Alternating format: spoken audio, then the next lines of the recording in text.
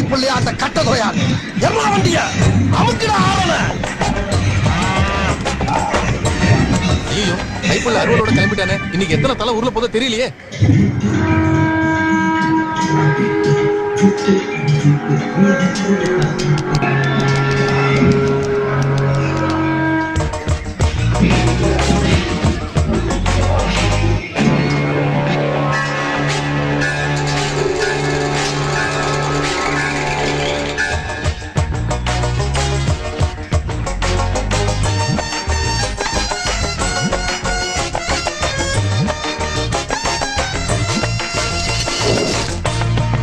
என்ன கொடுது?